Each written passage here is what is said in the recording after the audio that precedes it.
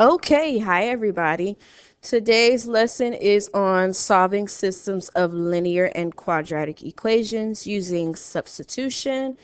This is lesson 3 in the unit, so go ahead and write down this title, grab your color, grab your chips, grab your drink, whatever you need to do, sit back, relax. Okay, let me stop being extra. But yes, go ahead and write down the title. Okay, so our learning target, you do not need to write this down, but I can solve a linear and quadratic system by substitution. Just keep in mind in the last unit we worked on linear and linear, so two lines, so y equals, where the exponent for the two equations was just a 1. But now we're working with a line and a quadratic, that's the U-shaped graph, the parabola.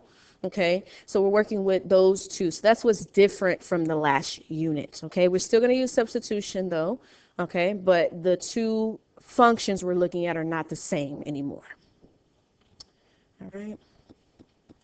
So yes, go ahead and draw this lovely graph in color. You have 3 of them. Okay, so when we talk about the solutions that we got in our previous unit, we're unit 12, where we talked about two lines meeting each other and intersecting, right? So it looked a little bit like this. Draw this on the board, right? And you wrote down from my video one solution, no solution, or infinitely many solutions, right? That's the old unit that we were just working on. This new unit, again, like I said, is working on a line and a quadratic function, that U-shaped, okay? And there's still 3 possible cases, 3 possible solutions we can get. Okay, so let's look at the first one. It says no real solution. It happens when they never intersect, meaning they never touch each other, okay? They never touch each other. One real solution is when the straight line touches the quadratic just one time, okay, just one time.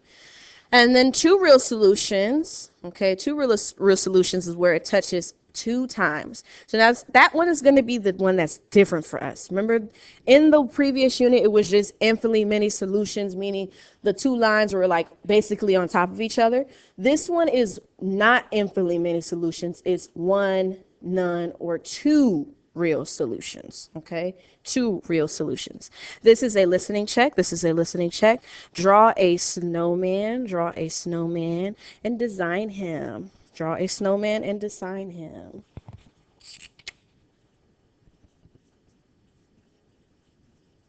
Okay, so if you need some time, go ahead and pause the video to draw this and write this information down.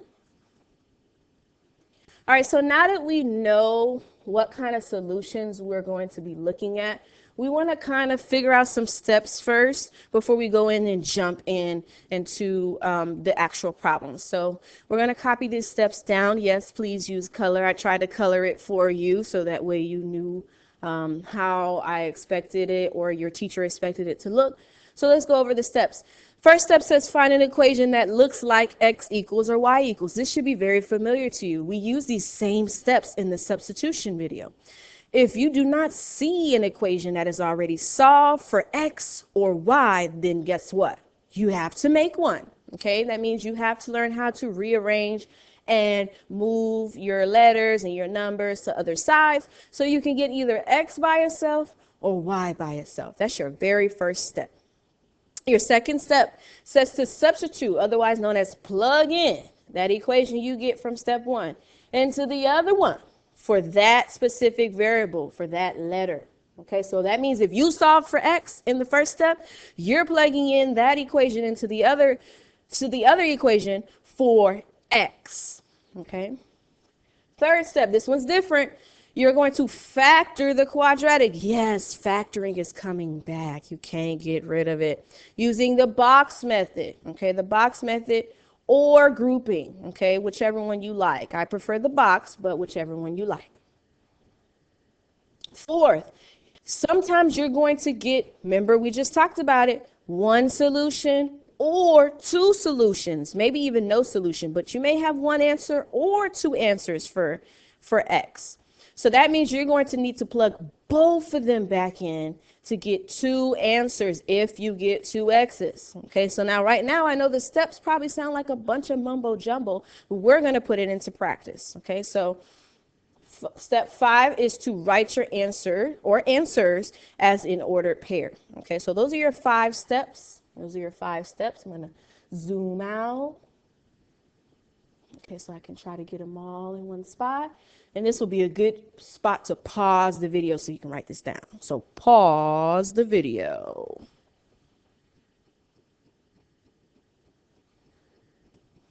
Okay, so now that you have paused the video, let's do this one together. We do this one, yes. Okay, so we have a system, and this time we have y equals x squared. Let's pay attention to that exponent, okay? And we have y minus x equals 2. This is, again, different than what we've done before, okay? But let's take a look at our steps. So what does step 1 say again? Let's go back and look. Give you a second. It said to find an equation that was either solved for y or for x. And in this case, what do we have? We have an equation solved for y. Okay, so coming back. Sorry about that. All right, so I have the first step that I just wrote down says find an equation that looks like x equals or y equals. And we found one, okay? We already have it solved for y. So that's our first step. So that means I'm going to substitute what that is equal to into the other equation. Okay, so that's going to be my second step. Okay, so that's really step 2. We already did step 1. We found it. Okay, that's already step 1. So then we're going to plug in x squared in for where y is. Okay, because that is what it told us that it was equal to. Okay. All right, so then our next step after we substitute, after step 2, it says step 3 is to factor. Okay, so in your mind, you're probably like, I forgot how to do that, right? It's been a while. So one of the first things you want to know when you are factoring is this must be equal to 0.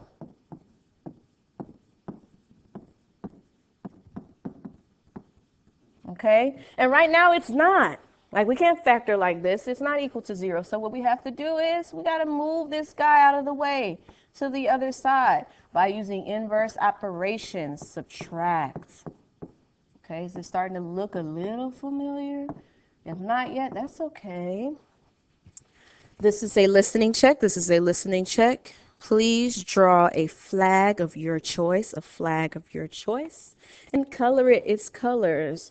Now, some of my people are going to draw their home flag, and that's nice, okay? But draw a flag of your choice.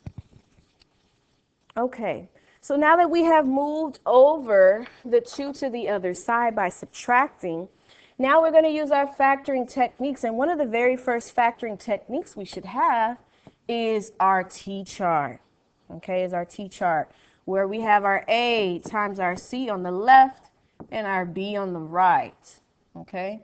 So let's go ahead and label this as A, B, and C. So we have 1 times -2, which is -2, and B is -1.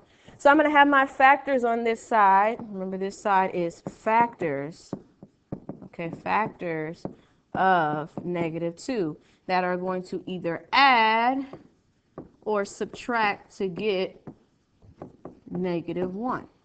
Well, there's only so many ways you could get 2 because it's a prime number. It's only going to be 1 times 2, and I need to figure out, well, can the 1 be the one that's going to be negative, or can the 2 be negative? Well, because I'm trying to get -1, if I add these, this is going to give me +1. That's not what I want, right? No. Okay? I want this option. Okay, this is kind of in the way a little bit. Try this again.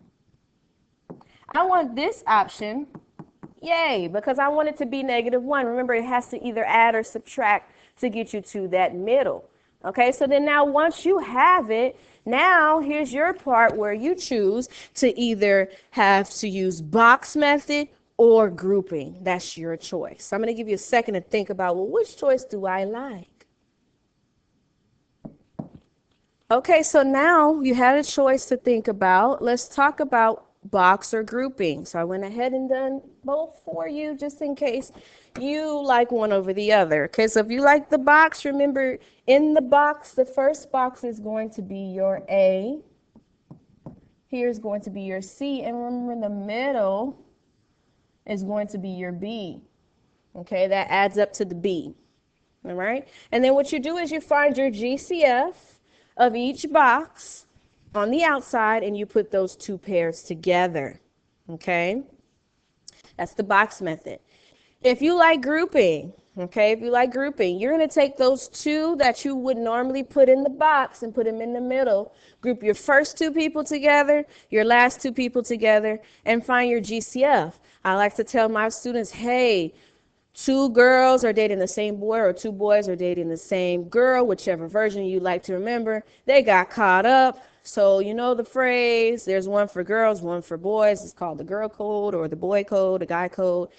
And they figured it out. X minus 2 is that person that they've been dating, the same person. Those two other people came together. That's the X and the plus 1. They came together and they said, ooh, leave that other person by himself. Okay? So it just depends on what version you like, either the boy version or the girl version. Whichever one helps you remember, that's grouping. Okay? You should end up with the same factors. Now recognize that we end up with two answers, right? Because remember when we factor, we always got two factors because it's an X squared. So then we would solve, okay, now what we solve for X by setting each one of those factors equal to 0. Okay, this should be starting to become a little bit familiar. Okay, so I set each one of my factors equal to 0, and now I'm using inverse operations, okay, inverse operations to solve. And I'm going to get two X values. Okay, so I'm going to pause right there and I'm going to remind yourself that, hey, remember in the steps, we said we would get two answers sometimes, and we must plug in both of them to figure out that we're going to get two answers. So this type of function has two solutions. Okay, it has two solutions. So I'm going to plug back in the 2 for the first time. Okay, so the X equals 2 is going to be the first one I'm going to plug in. And I'm going to plug it back into this original Y equals X squared. Okay, Y equals X squared. Because we got two answers. So we're going to plug in our X's. Okay, that's going to be our step. And so one of the X's that we got was positive 2. So we're going to plug that in to get 4. So that's one of our solutions. 2, 4.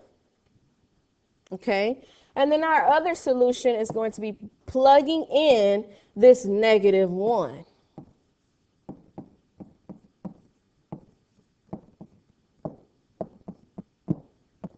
Okay.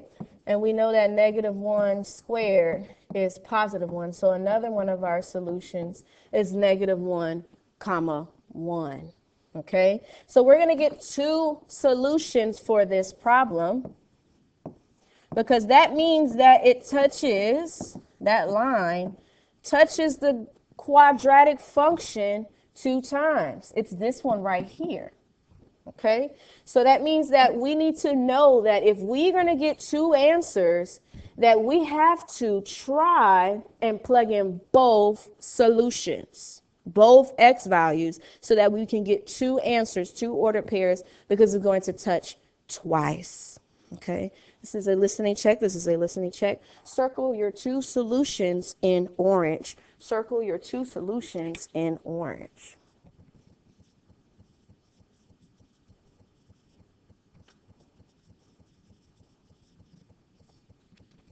Okay, so now it's time for you to do one on your own. Yes, you do. So let's go ahead and pause the video. You have 2x plus y equals 1, y equals x squared plus 2x plus 1. And you're trying to find out whether or not it's one solution, no solution, or two solutions by using those 5 steps that you wrote down. So yes, go ahead and try. No, for real, really, try. Okay, so maybe you're stuck a little bit.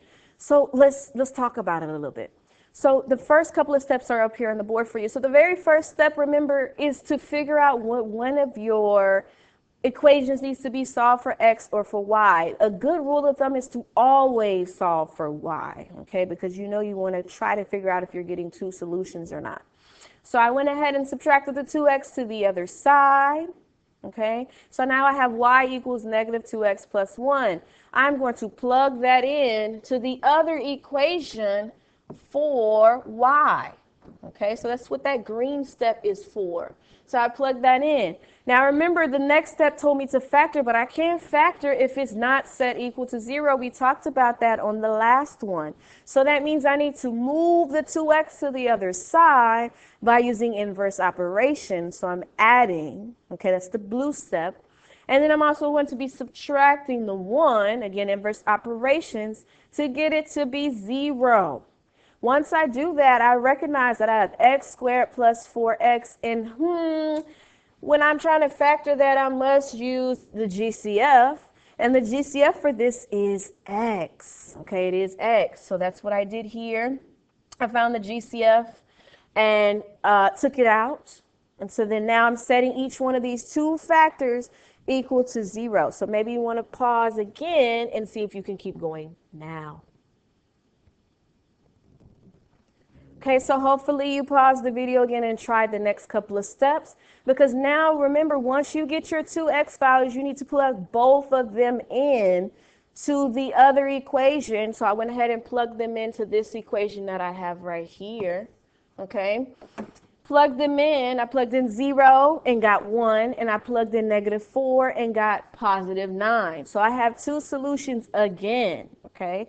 What will happen if I'm not getting two solutions? Is that always going to happen, Ms. Cooper? I don't know. Let's see. So go ahead and pause the video and finish copying this down. So now we can do one and see if we get some other options other than two solutions.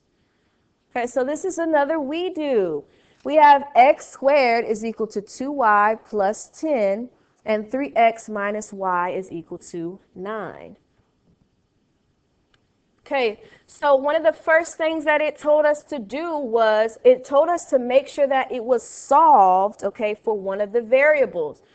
Well, which one I'm going to want to solve for? Again, a good rule of thumb is to try to solve for y. So let's take this equation right here, okay, and solve for y. How do we do that? We need to move the x to the other side. Okay, so this is step 1. We need to move the x to the other side.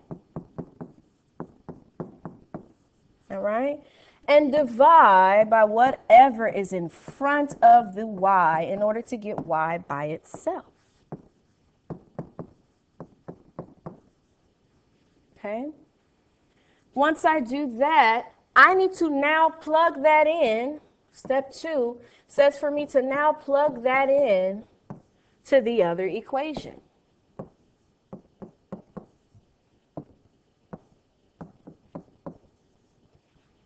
Okay.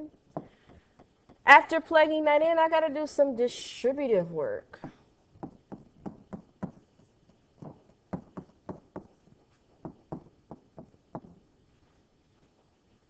Okay. Then I'm going to combine my like terms.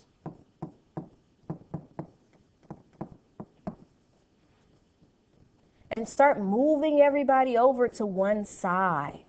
Okay. Because remember, my goal is to try to get it set equal to 0.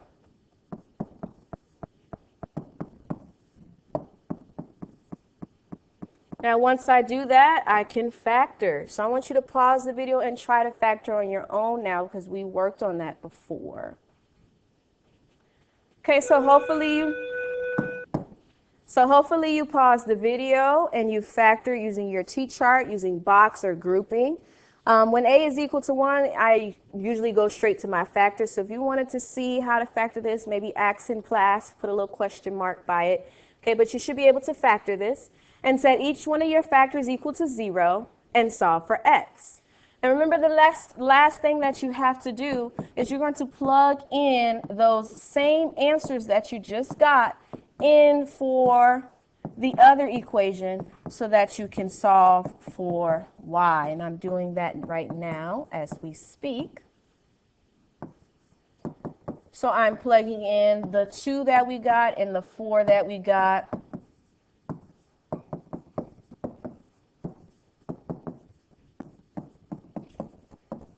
And those are the 2 solutions that we got. So Miss Cooper, we keep getting 2 solutions. Like, what's up?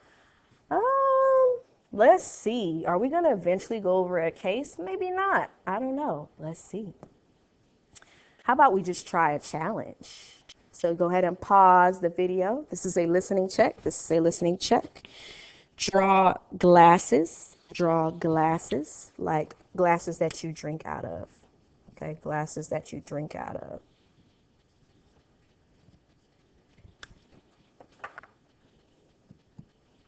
Okay, so hopefully you pause the video. This is a challenge problem. So you would have to plug in x plus 1 in for y. You would have to first multiply, combine your like terms, and start to factor.